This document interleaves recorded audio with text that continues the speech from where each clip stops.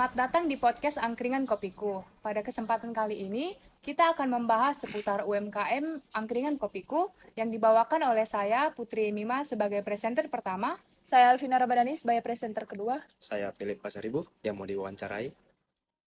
Oke, kali ini kita akan membahas tentang gimana perjalanan dari kopi tersebut yang dijalankan oleh Bang Philip sendiri. Ya, Nah, pertama kami mau nanya nih Bang, gimana? gimana sih perjalanan usaha Bang Angkringan Kopiku itu sampai saat ini? Oke, sebelumnya mohon maaf dulu ya kalau suaraku agak serak-serak. Saya akan menjawab pertanyaan dari teman-teman semuanya. Usaha angkringan kopi itu berjalan, itu jalannya itu bisa dibilang sulit, bisa dibilang gampang. Sulitnya itu ketika kita belajar, gampangnya itu ketika kita sudah pandai. Oke. Jadi saya pertama itu mau menjalankan usaha kopi itu saya terjun dulu di dunia barista sekitar kurang lebih sekarang ini udah mau 5 tahun. Ketika saya terjun di dunia barista, saya mencoba dari berbagai kopi yang ada di Medan, tempat kawan lah salah satunya, bahkan sama tempat abang saya sendiri. Baik buruknya itu saya jalankan sampai dengan sekarang ini. Berarti Abang banyak belajar dari teman dan Abang. Iya, saya banyak belajar dari teman saya dan abang saya sendiri. Makanya saat ini saya memutuskan untuk buka usaha tersebut. Dan itu pun bisa saya buka karena dari support dari teman-teman juga semuanya. Dan itu hobi saya juga di kopi. Oke, jadi ini pertanyaan yang kedua. Nah, Bang, kami penasaran nih. Waktu Abang udah mulai menjalankan kopi tersebut, gimana cara Abang mempertahankan usaha Abang supaya nggak berhenti atau tutup? Eh, Cara aku mempertahankan usahaku itu ada beberapa cara sih. Kalau aku tuh melakukan dengan cara mengundang teman-teman, membangun relasi. Baru jangan lupa kita terus update tentang kopi kita, baik dari sosial media atau secara langsung komunikasi. Contoh sosial media yang Abang pakai itu apa Bang? Sosial media yang dipakai itu seperti umumnya kayak Instagram, WA, Facebook. Abang secara teratur ngupdate kabar di situ. Iya, karena itu penting bagi kita yang punya usaha. Ibaratnya gini, kita punya usaha, kan zaman udah makin canggih. Kalau kita nggak update, teman-teman pada lihat, dikiranya kita kayak Dan bermain. pasti anak-anak muda juga banyak yang di situ kan Bang, di Instagram dulu Iya, scroll. benar sekali. Nah, selanjutnya kita lanjut ke pertanyaan berikutnya nih. Bang, apa sih yang harus Abang lakuin supaya customer yang pertama kali datang itu mau datang lagi next time-nya? Oke, hal yang harus dilakukan itu sebenarnya simple. Yang pertama itu yang kita lakukan itu kalau customer ini ada 2 customer nih ya, baik dari customer bawa teman-teman atau customer sendiri. Kalau customer yang bawa teman-teman, misalnya ada beberapa teman yang dibawanya, kita datang. Ini baru pertama kali jumpa nih, kita datang, kita ajak ngobrol, kita tanya dia mau menunya apa, pesanannya apa, kita buatkan, terus kita layani dengan benar dan senang hati. Beda cerita kalau customer dia dengan sendiri, 1 orang atau 2 orang, karena saya pernah mengalami itu. Dan jawaban mereka yang membuat saya tuh sangat senang sih, karena saya melayani dengan baik. Ini saya datang nih, saya kasih menu nih kan, mau pesan apa bang, gini-gini bang, mau pesan misalnya coklat, kopi gula aren, udah dibilang orang itu saya buatkan. Sebab itu saya kasih minumannya sama mereka. Satu yang membuat orang itu tertarik katanya gitu, pelayanan abang bagus, padahal aku melakukan hal yang seperti pada umumnya. Tapi yang membuat aku itu karena mungkin beda orang ya, aku kan seorangnya suka bergaul, suka komunikasi. Aku langsung duduk sama orang itu bilang, bang boleh gabung bang, boleh ngobrol ngobrol sama orang itu gimana lah seperti kita pada umumnya ngobrol sama orang yang baru dikenal ala kadarnya. Berikutnya mereka datang lagi. Jadi sebenarnya kalau kita mau membuat customer datang ke tempat kita berikutnya, ya kita melakukan yang pertama pelayanan dulu. Karena ada beberapa loh, ketika kopi ini enak, tapi pelayanannya tidak enak, mereka nggak akan mau datang lagi. Yang pertama. Kalau yang kedua, kopi ini nggak enak, biasa aja nih kita minum. Biasa aja gitu kan. Tapi pelayanannya Tapi baik. pelayanannya bagus. Orang tuh senang. Mereka mau datang lagi. Pas datang lagi kedua, ketiga kalinya, mereka Jadi menganggap kita seperti kayak care kawan. Jadi pun mereka bakalan promosikan, tempat abang itu yuk. Itu kawan aku itu bestiku itu. Padahal baru kenal loh. Itulah pelayanan itu sangat penting bagi kita yang punya usaha ya. Bukan di usaha makanan minuman aja ya. Mau tuh usaha pakaian, mau tuh usaha elektronik. Kalau pelayanan kita bagus sesama customer, pasti customer itu senang sama kita. Itu sih. Berarti first impression atau pembawaan diri itu penting ya, Bang? Penting banget. Itu sangat penting. Oke. Oke, kita lanjut ke pertanyaan berikutnya. Jadi kira-kira apa resiko yang pernah terjadi dalam menjalankan angkringan tersebut? Bisa Abang jelaskan? Oke, baik. Resiko yang terjadi itu sebenarnya kecil resikonya. Kalau usaha angkringan ini kan beda sama usaha kopi shop. Kalau angkringan ini kan resikonya itu cuma satu, yaitu kalau turun hujan. Itu aja. Karena kalau turun hujan, kayak manapun kita berjuang di angkringan itu, kayak mau masang tenda atau naruh apa sebagai segala macam, itu tetap sepi. Nah, jadi resikonya itu kalau turun hujan aja. Kalau udah turun hujan tuh udah pasti lah rata-rata angkringan sepi. Iya. Bahkan pun kalau ini angkringan nih, kita lagi jalani usaha angkringan nih kan, aku lagi buat minuman ini, lagi rame nih, lagi rame customer ini yang beli nih, lebih lah 10 orang nih contohnya kan, lebih 10 orang. Tiba-tiba cuacanya nggak mendukung, turun hujan, bisa yang 10 orang tuh langsung pulang. Iya. Ya. Sebenarnya resiko di usaha angkringan ini nggak ada sih, yang ada tuh cuman hujan aja. Kalau udah hujan turun udah nggak ada orang lah, udah itu aja sih. Iya. Langsung aja kita lanjut ke pertanyaan berikutnya. Bang, Ya. cara promosi Abang gimana sih supaya anak muda khususnya milenial itu tertarik untuk datang ke angkringan Kopiko? Cara promosi itu ada beragam-beragam macam sih. Yang pertama, dengan kita mengadakan live musik. Contohnya kita buat misalnya Sabtu Minggu itu khususnya ada live musik. Kita promosikan seperti itu. Yang kedua, kan zaman sekarang udah tinggal pesan-pesan online ya. Iya. Kayak di Grab, di Gojek. Gojek, dan lain sebagainya. Udah kita ngadakan promo diskon di aplikasi tersebut. Baru cara ketiga, yang seperti tadi ku bilang, sosial media. Kan zaman sekarang udah canggih, zamannya sosmed. Dan anak sekarang nggak megang handphone nggak bisa ya kan. Iya. Semuanya pasti punya sosmed. Udah promosi di sosial media gitu kan. Nah, misalnya jangan lupa mampir ya, buat hari ini ada diskon. Contoh nih Jumat ya, hari Jumat. Setiap Jumat berkah, setiap hari Jumat ini ada diskon 20% khusus dari jam sekian sampai jam sekian. Itu sih promosi ya, cara promosi. Oh, jangan, sama satu lagi. Di Medan kan ada banyak selebgram nih Ya. kan, ada banyak selebgram. Kita sebagai misalnya memang kopi kita ingin maju di kalangan sekarang, jangan lupa ngundang selebgram biar selebgram itu promosi angkringan kita, dan kedepannya biar angkringan kita rame juga. Itu ya. Berarti biasanya selebgram-selebgram yang ada berseliweran di Reels itu diundang, Bang?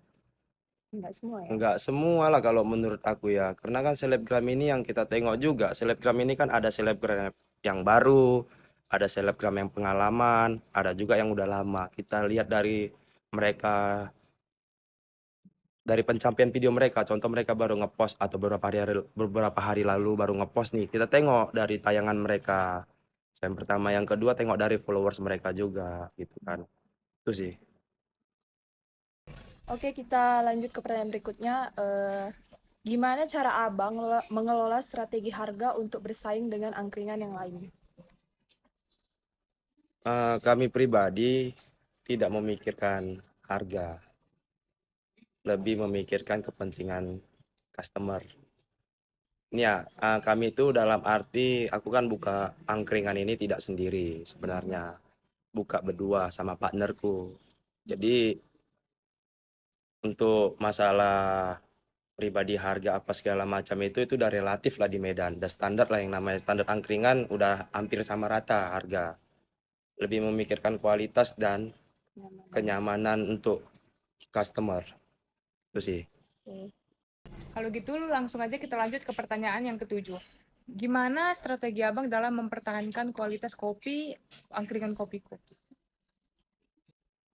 Itu cara mempertahankan kualitas kopi itu sebenarnya simple. Gini, cara mempertahankannya itu kita tetap menjaga kualitas rasa kopi kita biar nggak lari kemana. Karena kan ada orang dia ketika awal buka kopi dia menjaga kualitasnya. Udah terus terus menerus karena rame semakin rame dia tidak menjaga kualitasnya dengan cara dia mengurangi bahan-bahan bakunya seperti susu, kopi. Jadi rasanya itu kurang. Kalau cara aku itu mempertahankan kualitas itu dengan cara tetap ku jaga berapa berapa di awal kualitasnya. Ini kita kan buat kopi. Ya, ini langsung ke contohnya Prakteknya. praktiknya ini contoh kopi ini. Ini timbangan, ini kopi. Oke, yang namanya dunia kopi itu kan dia tuh wajib ditimbang dari kopi, dari susu, dari gula, dari semuanya segala macam itu ditimbang. Dan timbangan itu fungsinya untuk rasanya itu biar enak. Jadi ketika kita awal buka, makin lama kok bisa takaran itu tetap sama.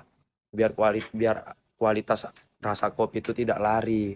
Karena setiap timbangannya itu berbeda, pasti rasa kopi itu bakalan lari. Nah, itu dia. Cara mempertahankannya itu dari kualitasnya itu dengan cara ukuran dan takarannya, nggak boleh lari. Itu dia cara mempertahankannya. Yang kulakukan ya, setiap hari kulakukan. Udah, itu aja sih. Berarti takarannya itu harus sesuai dengan standar yang memang dari awal ya? Iya, Dari harus awal sampai sesuai. akhir. Kecuali dia mengganti bahan baku. Kan bahan baku yang pertama, contoh kita pakai bahan baku merek A. Otomatis kan dengan merek B, kualitas sama bahannya kan berbeda. Nah, itu boleh kita ubah dan kita bilang nanti sama customer agak beda ya karena kita ganti bahan baku. Tolong dicoba enak atau enggaknya. Kalau enggak enak kita ubah lagi. Itu dia. Setiap bahan baku itu beda sama kualitas ya. Oke, kita lanjut ke pertanyaan 8. Jadi kira-kira apa ciri khas kopiku yang abang jalankan? Sama kopi lain gitu. Hah? Sama kopi lain. Iya, Iya. dengan kopi-kopi Ciri lain. khasnya kopiku itu ya dari nama, segi nama. Kan namanya kopiku, bukan kopimu kan? Itu sih yang pertama, nggak bercanda-bercanda. Ciri khasnya itu dari bahan sih. Dari bahan, lebih ke dari bahan. Karena gini, sebelum aku buka kopi itu kan, aku sama rekan aku sebelum buka kopi itu kan, kami udah banyak tahu kopi yang ada di Medan. Itu rata-rata pakai bahan kopi itu gayo. Nah, kalau kami beda, kami nggak pakai bahan kopi gayo. Gayo itu kan dari Aceh. Kami lebih pakai bahan kopi Sumatera yaitu lintong. Itu ciri khas yang pertama dari dari menu kopinya. Yang kedua dari menu minuman. Rata-rata kan kalau misalnya kopi, tangkringan kopi ini kan dia buat menu minuman itu non kopi kayak biasa aja kayak coklat, taro, red velvet gitu aja kan. Kalau kami lebih buat menu ada mocktailnya, ada cocktailnya gitu. Ada menu-menu yang menarik di tempat kami. Itu bedanya. Udah, itu aja. Next kita lanjut ke pertanyaan ke-9. Menurut Ya, abang angkringan kopi itu menjanjikan apa enggak? gimana ya?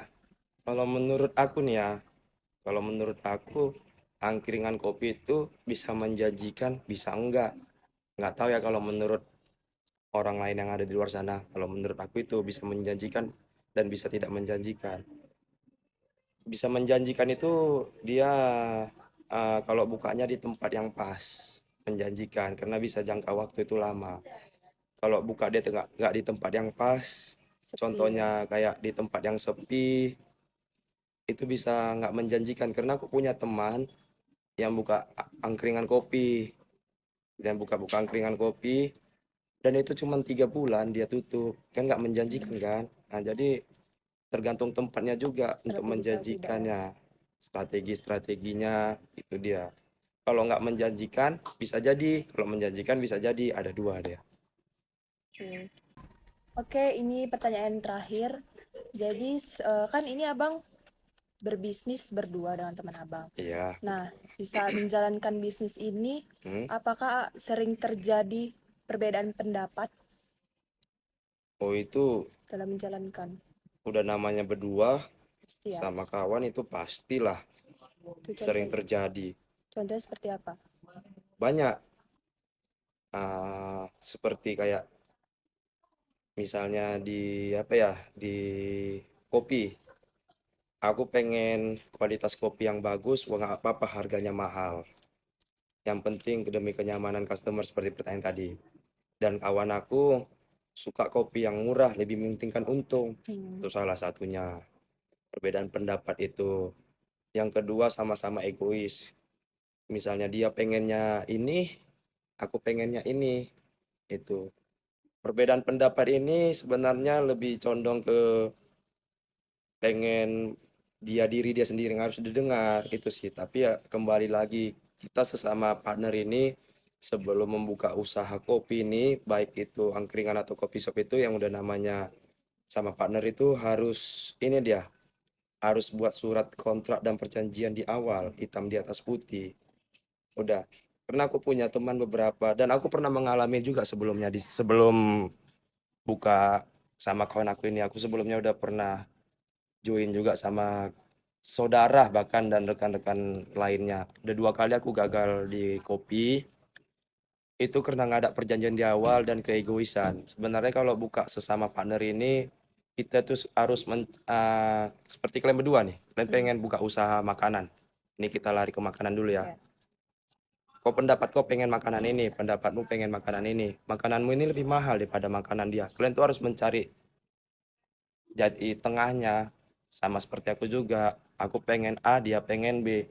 Gimana caranya ini menyatukan itu, menyatukan pikiran kami itu di tengah biar netral. Jadi kadang aku sama dia itu, kadang dia mendengarkan omongan aku, kadang aku mendengarkan omongan dia. Lebih ke banyakan mengalah. Lebih banyakan mengalah sih kalau misalnya buka sama teman-teman ini.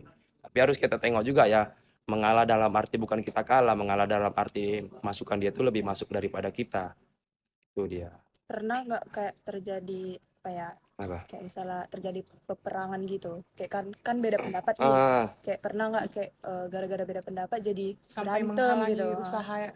usaha dijalankannya usaha itu, Bang. Itu pernah waktu sama teman-teman aku sebelum sama dia. Kalau sama teman aku sekarang ini udah mau hampir setahun buka. Nggak tahu ya. Kalau sama yang sekarang ini sama yang lama itu beda. Kalau yang sekarang ini nggak pernah. Lebih kayak banyak mengalahnya. Kalau yang dulu itu pernah kayak aku aja sih yang kerja. Dia nggak ada kerjanya. Itu yang pertama. Yang kedua, mana awalnya semangat. Berikutnya ada yang putus asa, ada yang udah males-malesan. Itu kalau sama kawan aku yang sekarang ini yang udah mau berjalan setahun kopi ini, nggak ada, sama-sama semangat dari awal sampai sekarang. Karena memang tujuan awalnya sama-sama lah ya. Iya, karena pun basic dia di kopi udah cukup lama, basic aku di kopi juga udah cukup lama, jadi kami sama-sama ngerti lah resikonya itu gimana. Selesai weh. Apanya? Apanya? Cashnya lah. Udah dari Jalan tadi bentar lah. telat kali. Tengok nih ya udah habis. Kopi udah jadi air. Tadi apa? Ada uak-uak minta tolong agak lama lah. Ya udahlah nggak Mama aku apa-apa. nyuruh beli gula tadi. Ditutup loh ini.